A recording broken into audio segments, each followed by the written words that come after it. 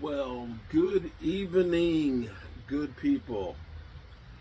Mark Holmes here, and as always, I want to say thank you all for watching, commenting, subscribing, and being part of the Joe Boo Sports Report. Without you guys, as well as you ladies, you know that this literally does not work. Hope everybody's had a productive week. It's been a little crazy, of course, for me. Can't believe it's only Friday.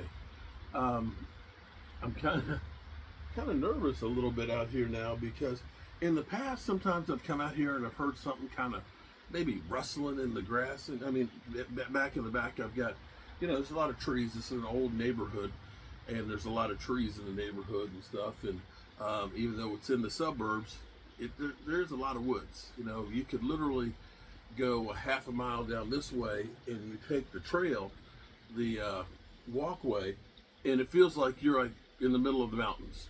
It's a creek that goes through there, and it's hills and everything else, and eventually you come to a reservoir. So it is a little bit wild out here. I've seen actually a wild turkey one time, and to think we're only about 15 miles from DC, it's kind of crazy. But earlier this evening, I was out here to feed the fish, and I was looking for the fish container, the fish food thing, because my kids had left it out on the bench.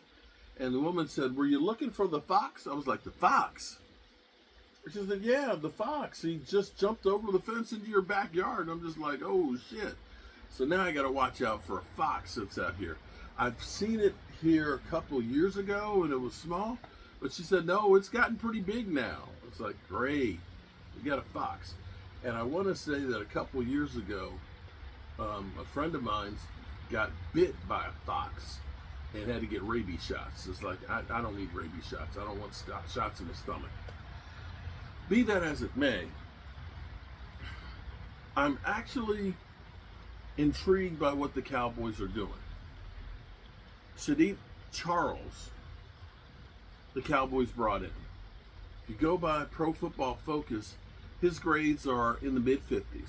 Not outstanding or anything like that. And he walked away after 4 years of being with the Commanders. He had signed up with the Tennessee Titans and decided, I think I'm out. And he left football for a year. And now he's unretired, and the Cowboys worked him out.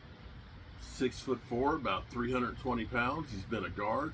He's got 20-some starts to his name. And if you look at his numbers versus, say, Chimo Agoda, his numbers are lower than what Charles are. Now, ideally, you weren't looking for Agoda to be a starter for you. You're looking at him as being some depth. So Agoda goes, and if you do decide that Charles, if he hasn't lost anything from that year being off, he's only 25 years old. That's a baby. I've literally lived his life twice and add 9.5 years to it. But if you can bring somebody in right there, what you're looking at is you're saying, okay, Agoda was depth, right? He was okay. He filled in. He played better at guard than tackle. He's gone, but I brought in a guy who's slightly better. If you can do that in each of the positions, you're not doing badly. You're improving the team. The thing that kills me is the arrogance of Commander fans and Eagle fans right now. And listen to everybody, oh, the Cowboys, they're going to win 7-8 games. And I'm kind of like, you do realize something here. You do realize something here. That in the NFL, there's, first of all, a Super Bowl hangover. We had the Giants win the Super Bowl twice. We had the Eagles win the Super Bowl. And we had the Eagles lose the Super Bowl. And I'm not sure, actually, I'm going to say it's 5 times. Because the first Super Bowl I went to was New England versus Carolina. And I want to say that was 2003. Then the next year, the Super Bowl 2004 season, it was the Eagles losing to New England. And so that would have been the 2004 season. And we know nobody's repeated since 2002, 3, and 4. So 5 times a team from the NFC East, I'm going to double check and look at it. So if I'm wrong, forgive me. I know it's 4, but it may be 5 times. A team has gone to the Super Bowl and or won it and then did not win the division the next year.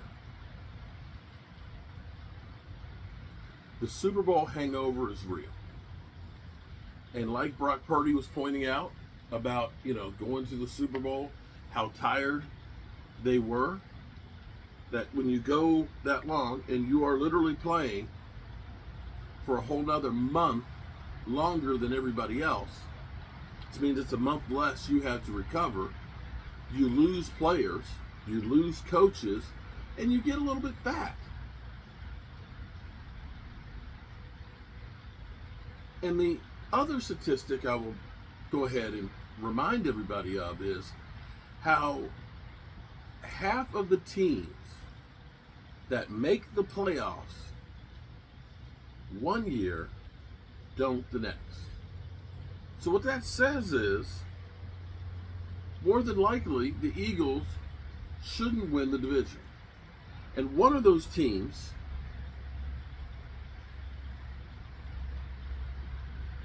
shouldn't be in the playoffs, going by the law of averages. Just think back a year ago where San Francisco was. San Francisco was in the Super Bowl, really close to winning. They went into overtime, they screwed the pooch in the coin flip, and lost the game. And last I checked, as bad as the Cowboys are this year, San Francisco is picking ahead of us because they had an even worse season.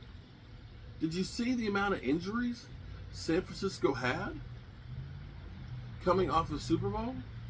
I believe most people looked at the San Francisco 49ers and said, yeah, they got a good chance of going back and winning it this time. I believe that's what they said. But yet, that team was battered and bruised. You can't look and say they were lucky to go to the Super Bowl the last year. They were dominating the whole season. They were killing people. Yet, they did not make the playoffs the next year. Do you think that Saquon Barkley is going to have another 2,000-yard season again? He's going to take a step back.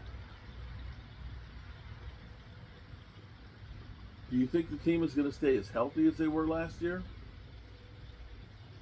Do you think all of the veteran presence that you got rid of in the secondary is not going to be missed? Do you think that some of those guys that now have a brand new shiny ring aren't going to feel fat and satisfied? I'm just saying. I could look back to the New York Giants a couple of years ago where everybody finally said Daniel Jones has arrived. Oh, they're going to be a headache. And they fell flat on their face the very next year. That's the great thing about football. You don't know what you don't know. And for the Commanders, the sophomore slump, that is a real thing. Quarterbacks have a hard time the second year. Teams now have film on you and have time to study it and figure out how to stop you.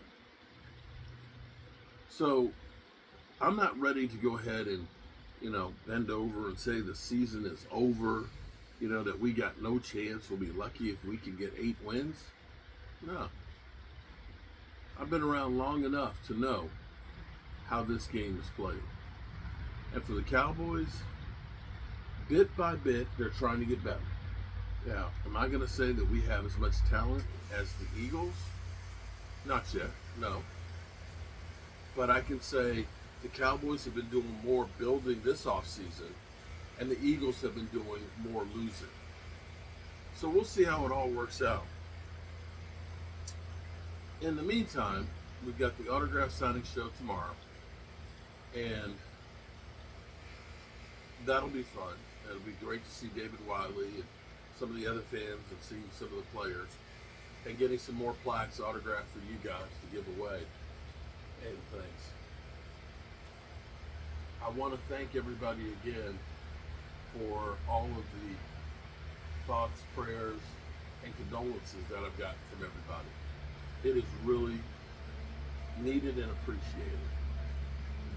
So with that being said, remember, good people, tell the people you love how much you love them. You might not get the chance again, and I love you guys. And hopefully we'll all see each other mañana. Now if the fox just doesn't get me.